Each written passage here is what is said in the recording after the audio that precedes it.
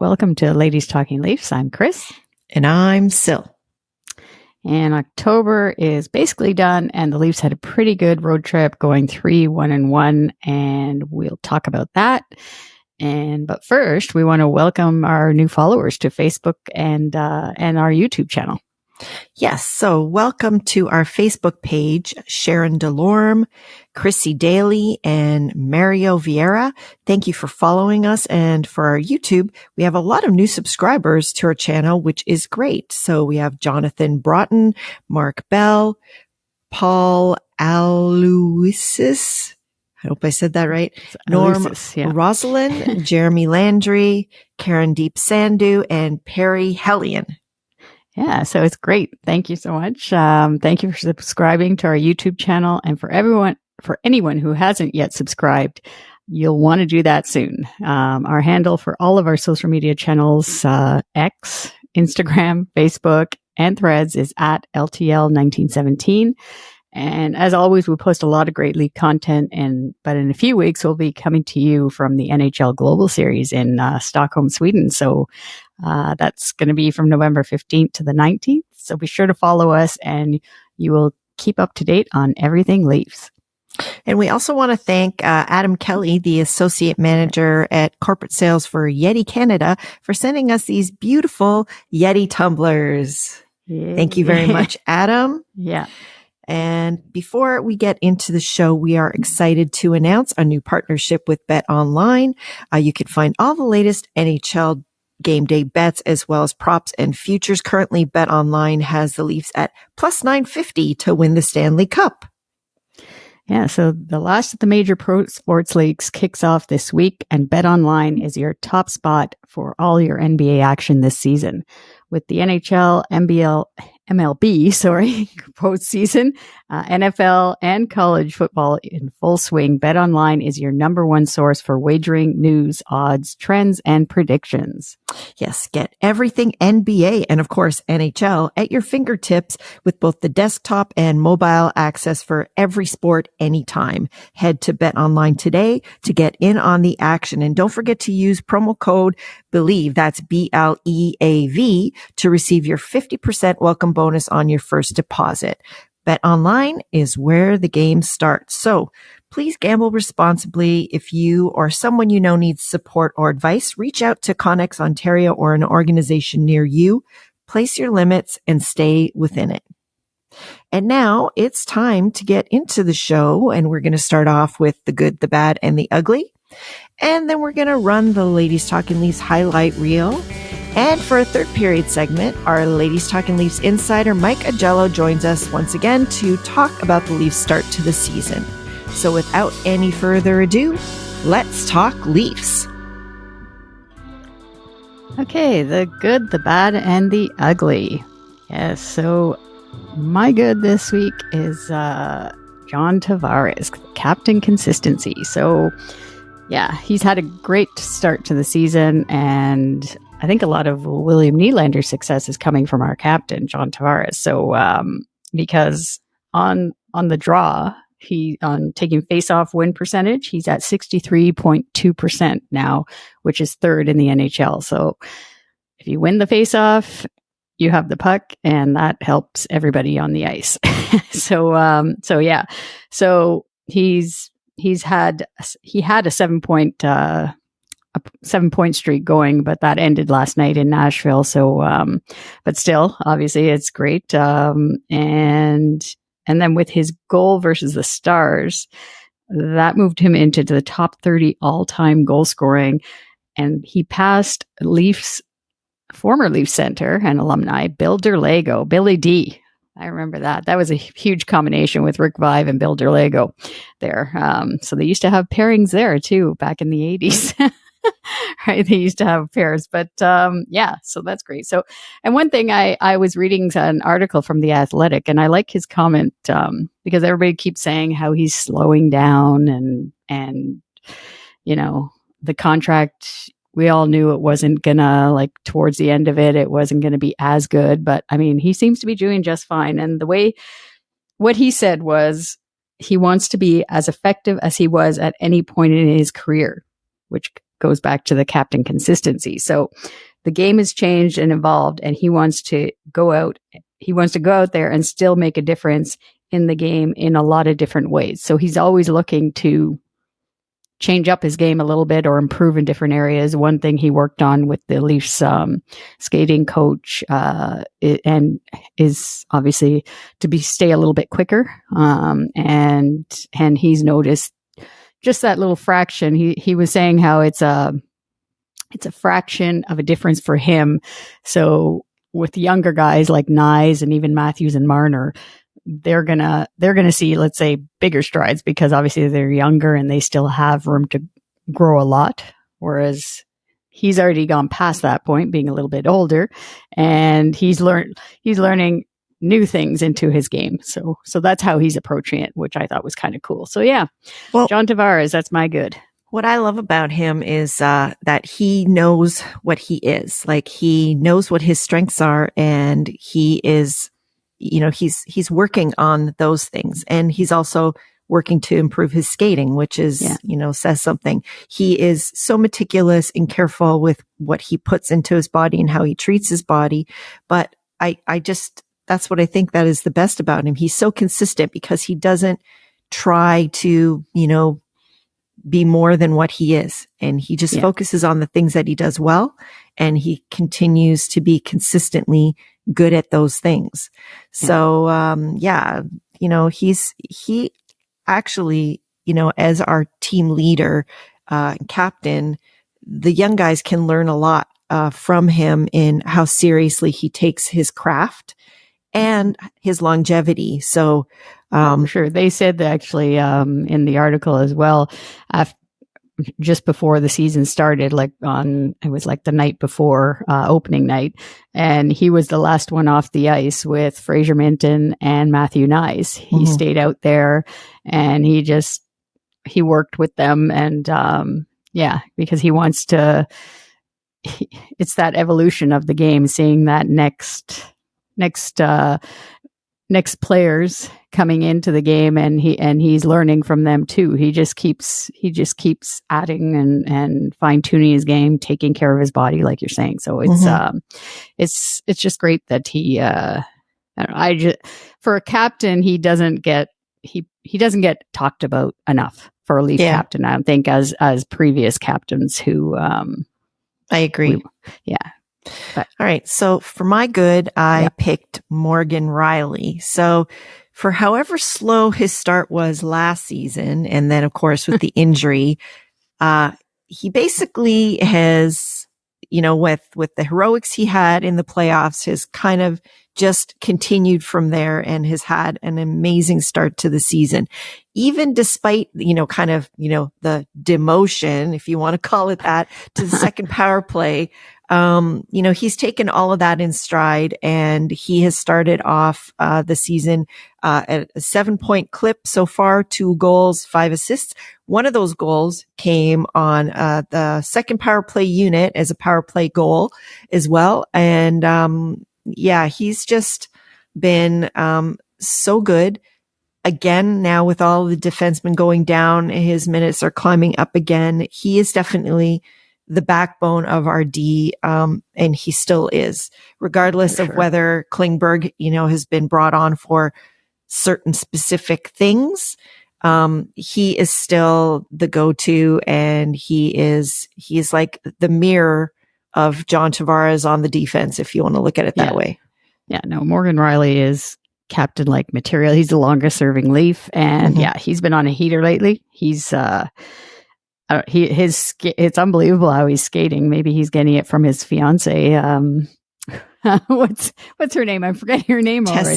Tessa Virtue. Okay. Yeah, I should have remembered that, but, maybe he got some extra help from her. But I mean, he's always been a great skater, but I think maybe it's just the start of the season, but he just seems to be, and when you were saying it's like a demotion, going down to the second, power play, I think, like, he's always said, like, whatever's good for the team.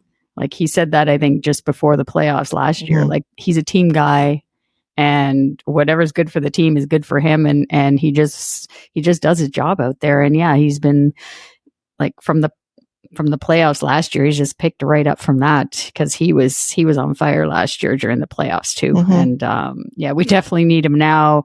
With these injuries, it's going to be interesting on the D. Hopefully Liljegren won't be out too long, and they said McCabe shouldn't be out too long, but still, we definitely need him with the minutes that he does.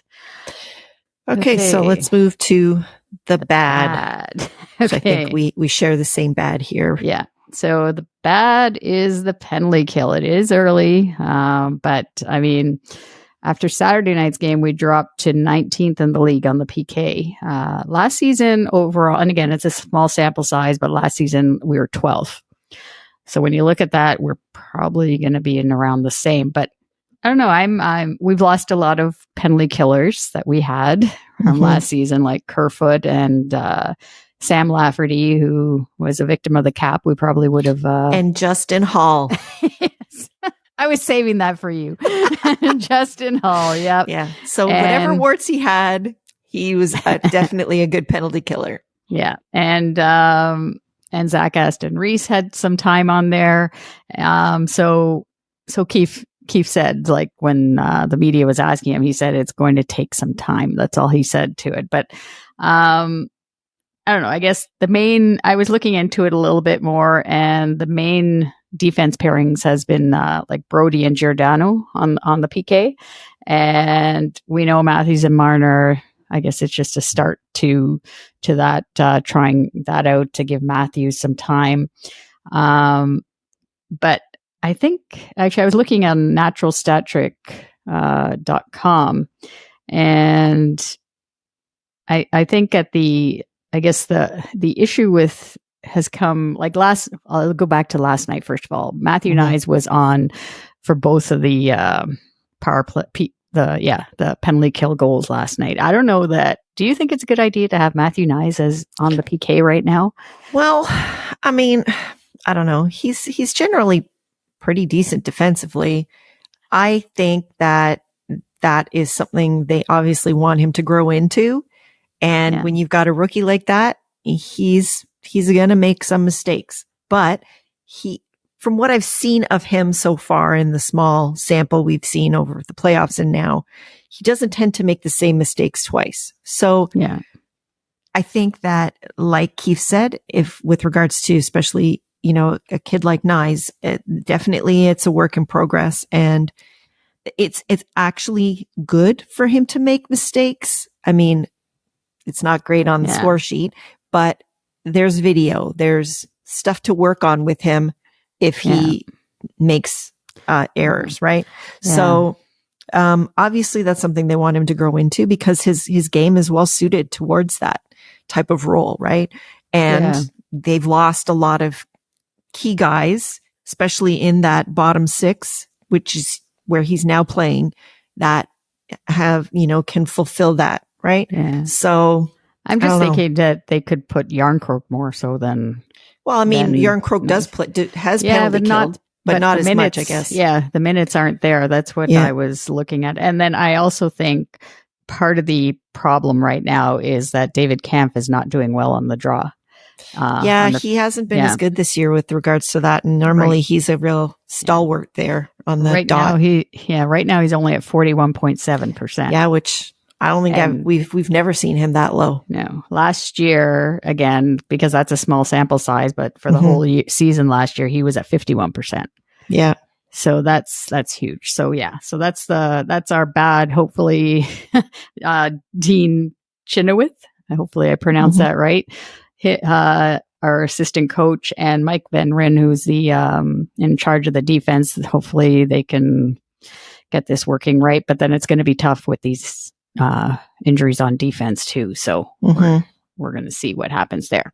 Yeah. All right. And moving on to the ugly then. We're both the same with the ugly. I just picked this out because I had a few, I'm forgetting when this happened, if it was last season or the season before, with the too many men penalty or the bench minors. And we had 2 last night versus the Predators. And that's a little bit of a regression. Yeah. I think it was 2 years ago, actually, that it was. I think it was 2. Worse. Yeah.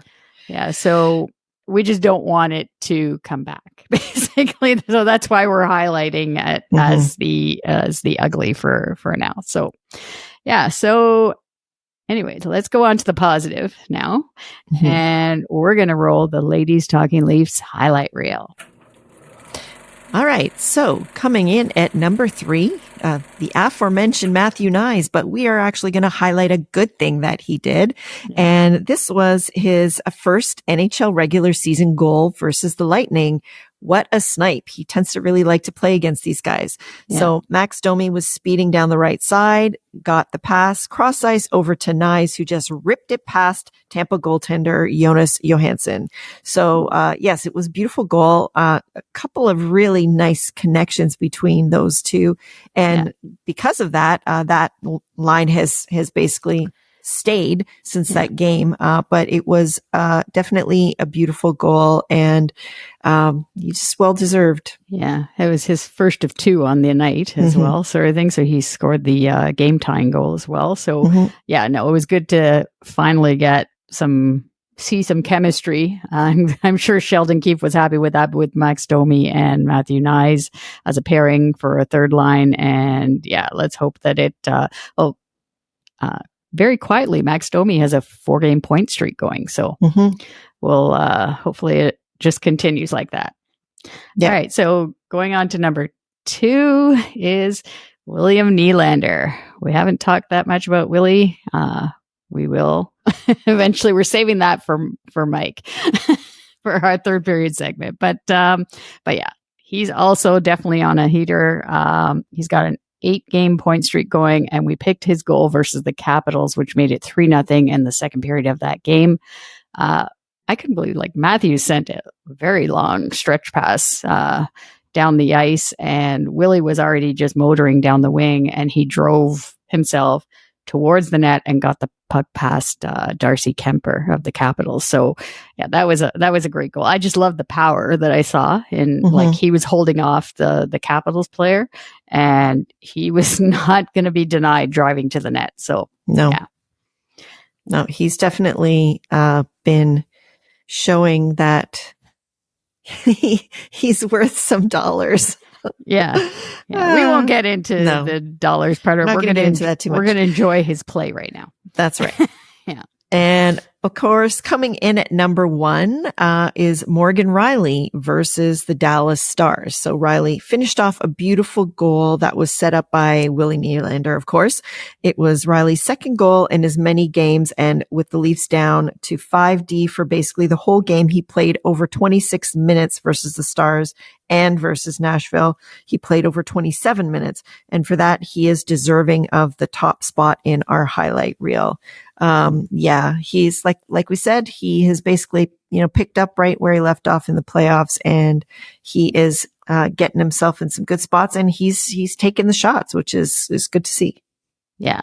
Yeah. He's just doing what I don't know. I'm thinking he might have that season that, if he keeps going, stays healthy, knock on wood, he might have a season like he did, a few years back with, I think he had like 19 goals, or he had quite a few 20 goal season. Anyways, he just needs to keep doing what he's doing and stay healthy. And yeah, and it's good. I just love his skating, basically. When you see him flying down that wing and he just keeps on going. And then, and obviously getting the puck in the net is great too from the D, which we haven't had. We don't get enough of that. Contribution from our defenseman. Yeah. And we also want to give some love to Mark Giordano for scoring his first goal of the season, as he joins Tim Horton and Alan Stanley as the only 40-year-old defenseman in the Maple Leafs history to score a goal. So yes, definitely he's deserving of some love. I think he was a little shocked and happily surprised with that. Yeah, loved his smile after the goal. Yeah. All right. So now it's time for another great third period segment with our Ladies Talking Leafs insider, Mike Augello. All right. Okay. So the Leafs start to the season has been pretty good, with a record of 5 wins and 2 losses going into the game versus Nashville. And to talk about it for our third period segment, we welcome back to the show, Ladies Talking Leafs insider, Mike Augello. So Mike covers the Leafs and the NHL as a reporter and is a member of the Professional Hockey Writers Association. He does a podcast with hockeybuzz.com and he is co-host of Off the Post Radio and the Leafs Convo. Mike also covers the Buffalo Sabres as a lead writer for The Hockey News. Welcome to the show again, Mike. Ladies, always a pleasure. And hopefully the fact that I have the Titanic up here in the corner of my screen does not. Oh, yes, I see that. Yeah, it does not pretend the what happens on this show today. So no iceberg. Thank you. No, definitely not. All right. We're going to get right into it and get the number one topic out of the way when it comes. Yes. Yeah.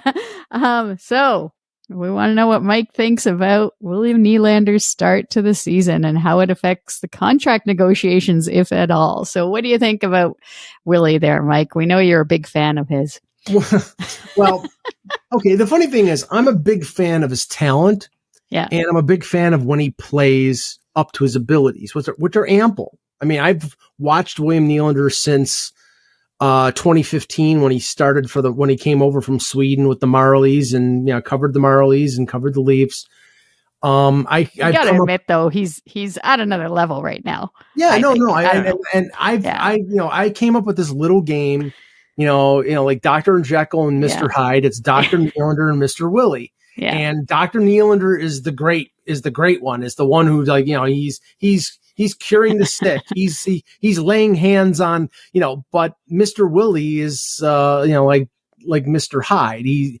Mr. Willie always shows up at the most inopportune times. Now, have to say, he's showing up less and less. And this year, he hasn't shown up yet. But now, do I think that's because it's a money drive and it's a salary drive? Of course I do. Of course I do. Now, he is playing fantastic. He is, scoring at a great pace. He's on a pace for probably 100 points, 45 goals, just perfect to walk away in free agency. And that's the thing. It's right now, it's like he's setting himself up for a big payday. The Leafs are negotiating with him. He has told his agent, Louis Gross, to continue talks with the Leafs, but there's been no progress. We have heard from, all the insiders, Chris Johnston, Elliot Friedman, Pierre LeBrun, that Willie wants to stay in Toronto. Yeah, but there's a caveat. He wants to get paid over $10 million. And one and the other probably can't happen because there's an overlap of a year from Marner and Tavares to Matthews and Nylander. The cap's going to go up, but it's not going to go up that much where they can afford 4 players making over $10 million. So something's got to give. And I'm fearful right now that what's going to give is that they're not going to offer him 10, that the most that they'll offer him is 8 years. Let's say 9.5. And he's going to say no, and he's going to go someplace else. And I mean, that. But really, would he want to? Who can pay him the 10? Like to give him the 10 million? It's teams not like a contender. Yeah, it's going to be like if he wants to go to Anaheim and wear his flip flops, and Chicago. Basically, I think they can do it too if he wants to go to a San Jose. Yeah. Those, but I guess if he wants to be not in the show so much and he wants his cake and he wants his cake and eat it too. He wants to be paid the highest paid, the highest paid that he can be paid, and he wants to play in Toronto. Well, you can't do that. Mm-hmm. Sorry, it's not possible. So, I mean, the way I calculated it, the way I looked at it, I'm not exactly a math genius. In fact, that was my worst subject in college, in high school. But the max he can get on a contract, a free agent contract elsewhere is 7 years. He would have to now, if he's paid, say 9.5, he's paid 9.5. That's 38, that's $76 million. For that to be paid over 7 years, he'd have to make over 10, to probably 10.5. I don't think he's getting offered 10.5 by anywhere else.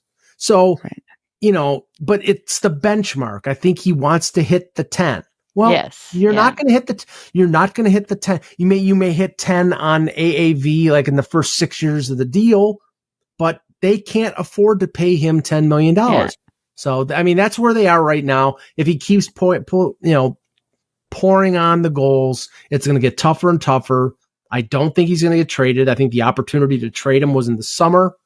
Yeah. That's gone. Now he's playing too well. They're not going to get enough value for him on the open market before the deadline. It's either they sign him or he's walking away in free agency. It certainly doesn't help things that Marner has kind of gotten off to a slow start right now as well, as far as the Leaf side of things go, because, he's outplaying Mitch at the moment. Now, Mitch usually pours it on second half of the season. So we'll see what happens there. And that's also when Mr. Willie tends to show up a little bit. So I guess, as much as we're loving watching Nylander play at this level and seeing what he can do, I do kind of hope that Mr. Willie shows up a little bit, but maybe doesn't hang around for as long during parts of the season. So that it can help us be able to keep him, I guess. Yeah, I mean, I'm not so sure how much what he's doing in the season really matters. I think optically to fans and maybe in terms of media pressure, it does. But I think everybody knows what William Nylander is. I think everybody, he's been in the league for, 6 years, 7 years. I mean, he's pretty much,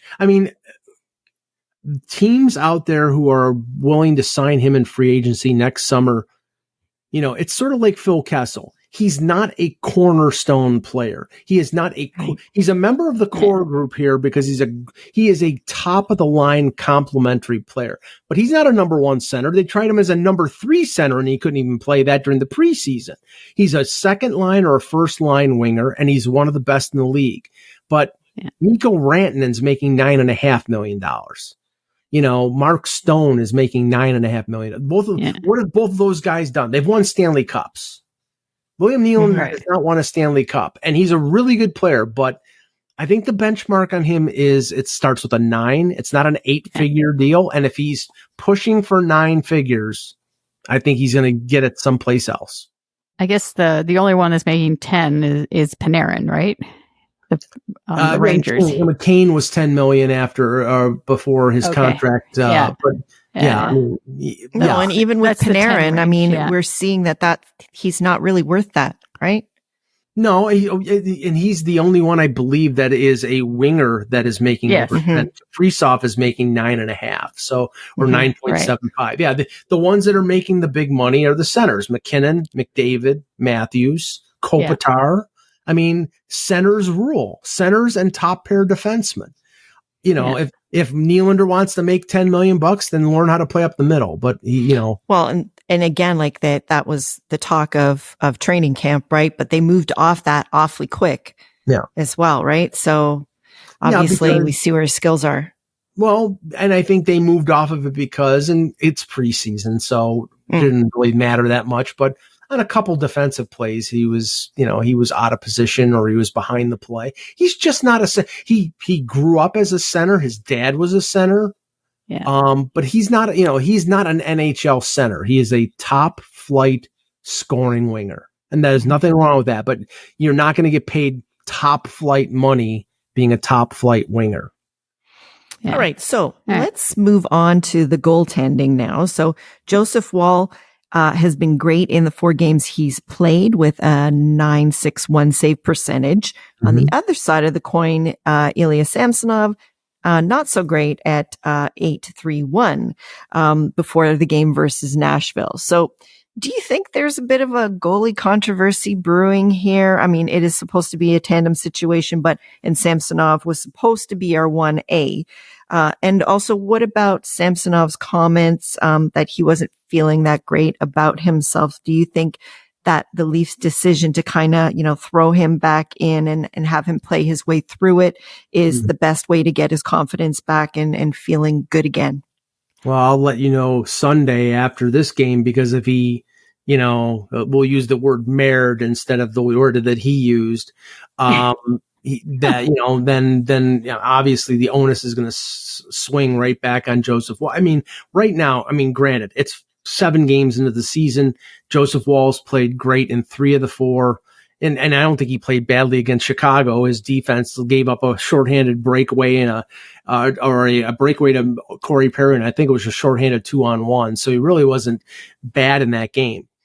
But Samsonov has not been good.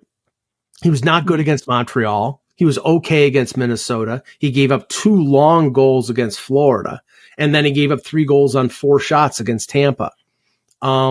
He's playing like crap. I mean, does that mean he's not redeemable? No, he can bounce back. I think he's a quality goaltender, but you look at the long term on this.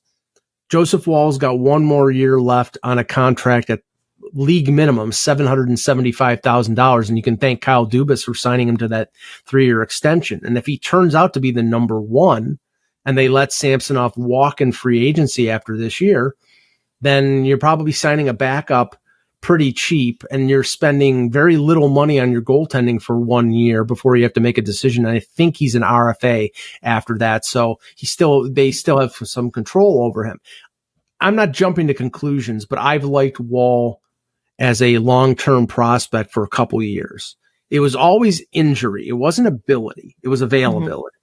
And he finally, after he had that shoulder surgery and he came back last year and he played wonderfully for the Marlies and he played wonderfully down the stretch with Samsonov and Murray both having the injury problems last year and then stepping in the playoffs. I mean, I think the kid has confidence. He's not a kid anymore. He's 25 years old. So, he was drafted in the same draft as Austin Matthews. So, he's not a kid, but he doesn't have a lot of experience in the NHL. But I think in a way, all that time and all that recuperation and all that sort of study of how to be a good goaltender and the calm demeanor that he has, these are all things that I think are in his favor. Samson, ideally they want a tandem here. They want 2 goaltenders playing 40 games. And I think in the end, that's what it's going to end up being. But right now, Wall is stealing the job and Samsonov has to sort of steal it back now. Yeah, and you're right. It's 2 more years that Wall has on the contract, and then he's an RFA. So it's from cap friendly. I'm just looking at $766,000. It's like, wow, that's that's really helpful for the cap. That's for sure. Because now apparently, if somebody gets injured, we might be playing with not as many. Like we won't have enough to fill a roster. Basically, we'll have to play 1 man short. Apparently, with McCabe's injury or something like that. But the news that came out today of the severity of the injury, it was better than expected. Had he gone on LTIR, then I think the scenario that you just laid out was completely correct. But he may not be out longer than a week. Oh, okay. Oh, so, that's good. Yeah. All so right. If they put him on regular IR, then they're not going into LTIR. And right now, they're maxed out on LTIR. They've got so much money on there that they can't squeeze any, there's no more juice in that lemon. Yeah. So I guess, do you think there's a controversy there with the goaltending going back to or is it I've heard that, I guess because Samsonov obviously he went to arbitration, so that might have maybe hurt his feelings a little bit, and that he, this is a business. I mean, there's no room for hurt feelings. If you want, the Leafs, I think, when they signed him to a 1-year deal last year and he was an RFA because he was not qualified by Washington, the whole plan was bring him in. He's the backup to Murray. If Murray fails or Murray gets hurt, which he did, then he's our disaster backup. And we've got another year.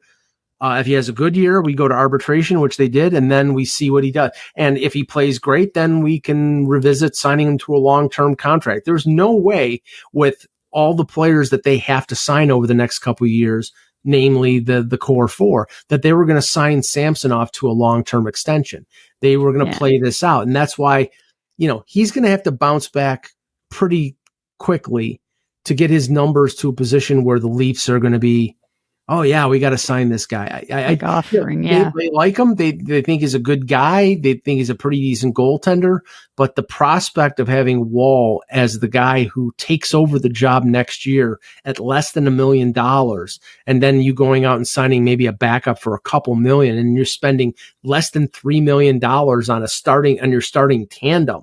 That's a prospect that just, Brad Treliving has got to be going, he's got to be salivating at that potential. All right. So, we'll leave the goaltending now and we'll move on to Tyler Bertuzzi here. I don't know. I guess for now he's on the line now with Nylander and Tavares, and he's actually looked better this week. I thought anyways, with the games versus the Stars and the Capitals, and it's early. But I looked it up. He's still getting about the same amount of ice time, just over 16 minutes on average per game. Right. I mean, it's early in the season still. And, but most of us and everybody were thinking that he was like going to be a fit, right? With Matthews and Marner, like automatically that it was just going to work. So I don't know. What do you think is there a problem, or do you think it's going to work eventually, that he just needs time, or is it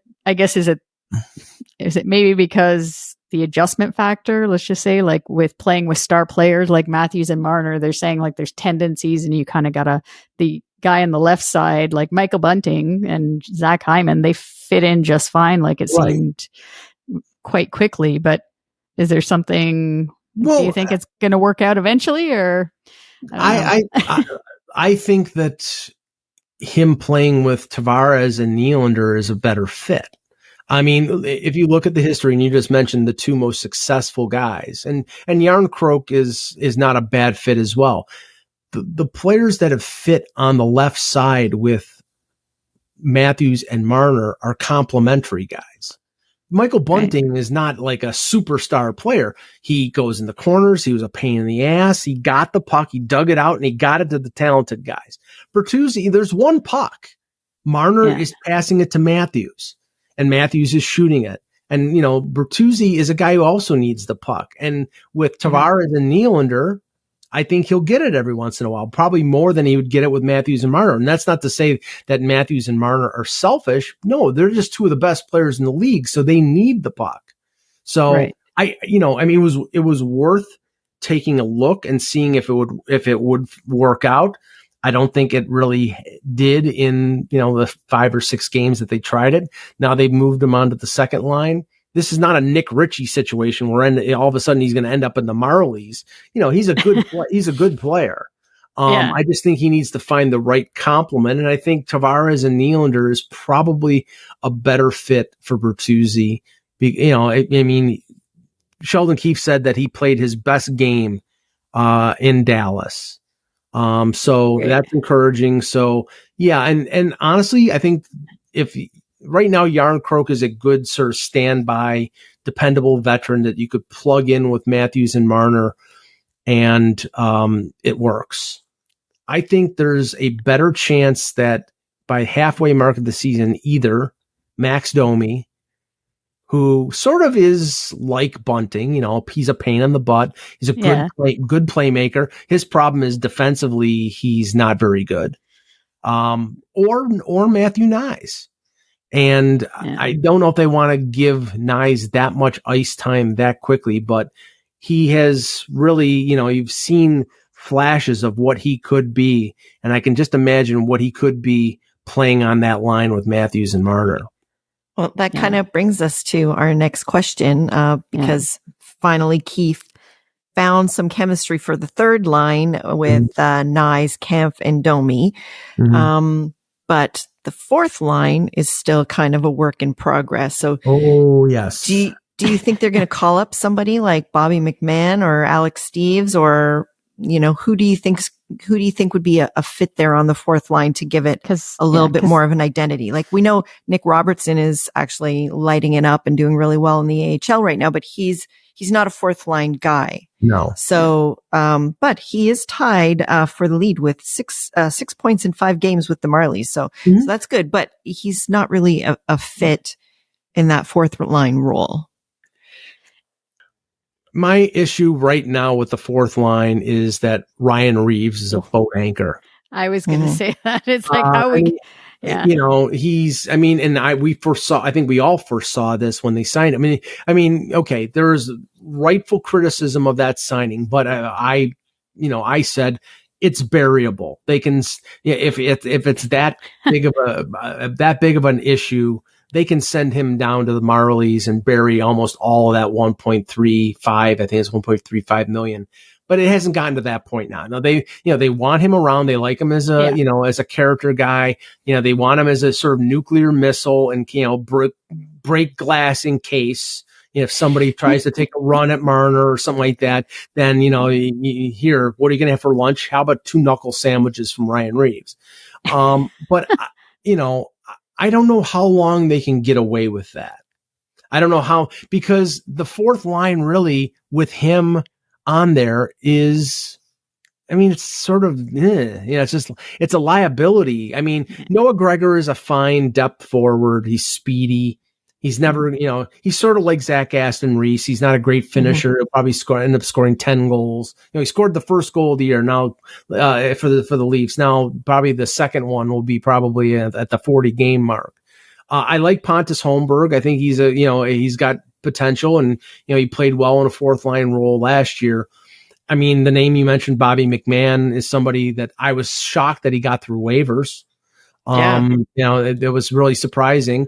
And at the American League level, he's really good. Last year, I think he played 10 games, had no points, but he was physical. And I think Brad Treliving likes physical players. So can I see him up with the Leafs at some point during the year? Sure. The problem is right now they can't call up any of these guys because of the cap.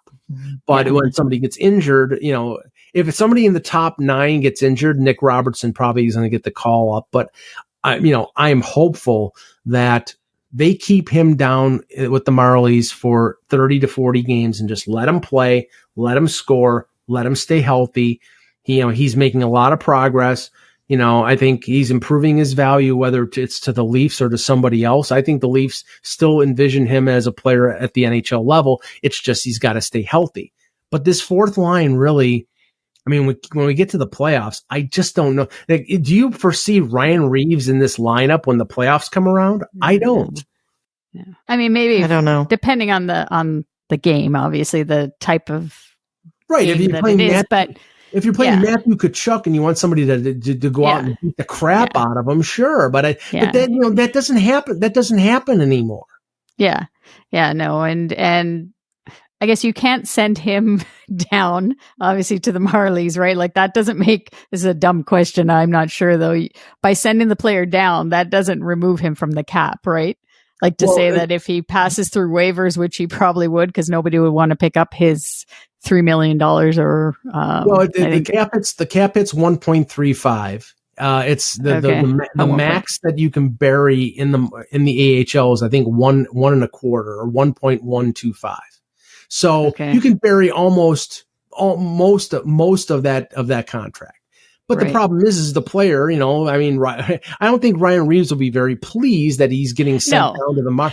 But it might be the reality if they don't play him, or if he's playing 6 minutes a night and he's a liability out there, he needs to be effective.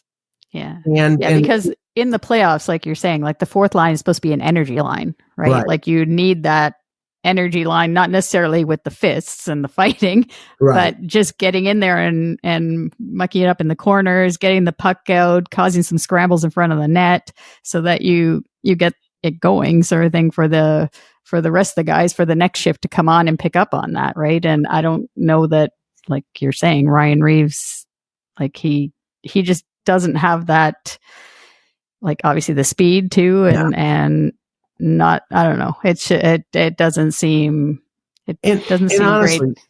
And honestly, in a playoff scenario, and we're 6 months away from that. But in a playoff scenario, one thing that I've noticed with this team, I don't particularly like the fact that they're using Matthews and Marner as a tandem as penalty killers. They like it because it's more ice time and they can, they can create offensively and basically be a counterattack threat.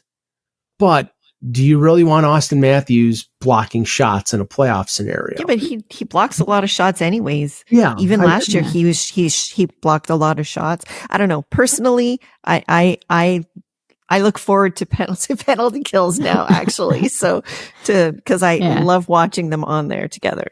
Well, I mean, and I don't know what their percentage is. They may be. They're 14th in the league right now. I think it's 70. So they're middle of the pack.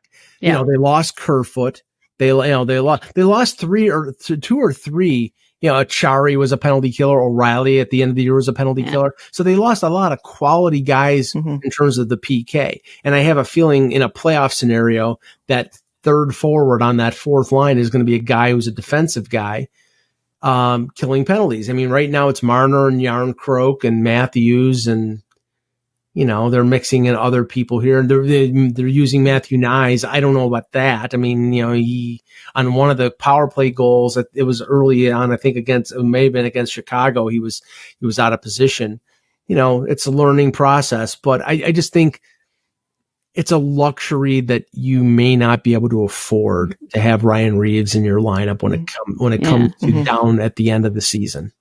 Yeah, there aren't too many opportunities to just go flex, you know, like that seems to be when he gets the most rise out of the crowd and stuff, you know, flexing his muscles, playing to the crowd. But, you know, when it comes down to it, when the chips are down and it's important, you know, there's not many opportunities to showboat, which is what he seems to be best at now.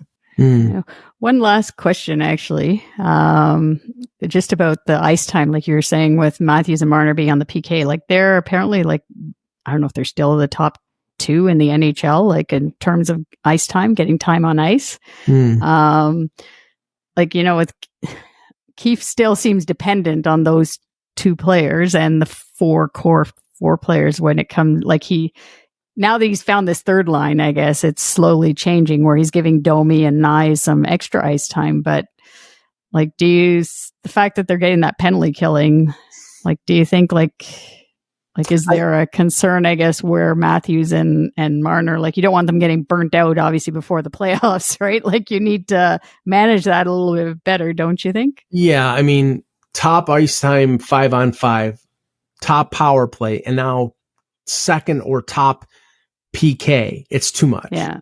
You have to sort of, you know, Tavares is never going to kill penalties. He's not, you know, he's not a quick enough player to be a penalty killer. Nylander is, you know, you need to be able to play good defense to be a penalty killer, and he doesn't do that. So yeah, I mean, I think they have to find other options. Eventually to sort of, you know, it's not like you're not going to conserve them and have them play 17 minutes. I mean, this is not, you know, but you do, you know, that was Mike Babcock did. And that was infuriating to Leaf fans when he was limiting 21-year-old Mitch Marner and Austin Matthews. Well, we got to save them for what? They're young kids. You know, now they're 25, 26 years old. I mean, you know, not to say that they're old, but there are limits. Just like there's limits with Morgan Rielly. I mean, what is one of the reasons they went out and got John Klingberg? Because John Klingberg is a good point guy in the power play, and Morgan Rielly's importance for this team is more 5-on-5 than anything, because he's the best 5-on-5 defenseman and puck carrier that they have. And now with McCabe out, his minutes will be up to 25, 26, 27 minutes a night. You can't do that all year. No. Yeah, I guess like for Mitch and Austin, like their sweet spot's got to be around the 20-minute mark, right? Like not the 23, 24. Like, no, they're creepy. That's obsessive. That's obsessive. That's nuts. Yeah. All right. Well, I think that's all we have for you today, Mike. As always, you did not disappoint. And we thank Mike again for being our guest today. So check out Mike's blog, everybody, and podcast on hockeybuzz.com and the Leafs Convo. And if you want to see what the Sabres are up to, you can check out Mike's articles on the Hockey News as well. So also, if you don't follow him on Twitter, make sure you do. His handle there is at Mike in Buffalo. So thanks again, Mike. And we will talk to you again soon. Always a pleasure. Mike. Thanks. Jello. All right. So thanks again to Mike for joining us. And now we're just going to run through the upcoming couple of weeks of the Leafs schedule. After facing the Kings on Halloween night, they're going to be heading to Boston, who are also, they're doing really well. I'm quite surprised. So that's on Thursday night. And then the Leafs come back home to start a 5-game homestand. They'll face the Sabres on Saturday night and then another match with the Lightning, the following Monday. And the homestand will continue after that versus the Senators next Wednesday. And then the Hall of Fame game versus Calgary Flames on Friday, November 10th. And the final game of this homestand on the Saturday night versus Vancouver. It's a rare back-to-back at home. Yeah. So, that game versus the Lightning is probably going to be quite, competitive, let's just say. I think they're probably going to be pissed losing in overtime as they did to at home. So they're probably going to want to show up real good on that night. And then obviously the Bruins game coming up on Thursday night is going to be. Yeah, it feels, I don't know about you, it feels like forever since we've played them. Yeah. So, it'll be interesting to just to see how we match up against them. Yeah. I can't believe they're still going on this clip, but anyways. And, we'll get to see Brad Marchand wearing the C.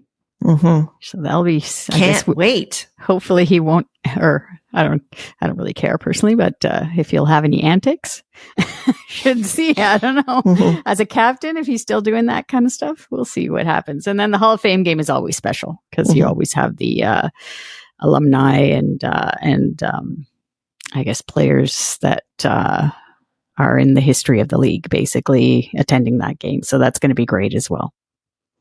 Yeah. So after the homestand, the Leafs actually have a few days off before heading off to Sweden and the NHL Global Series.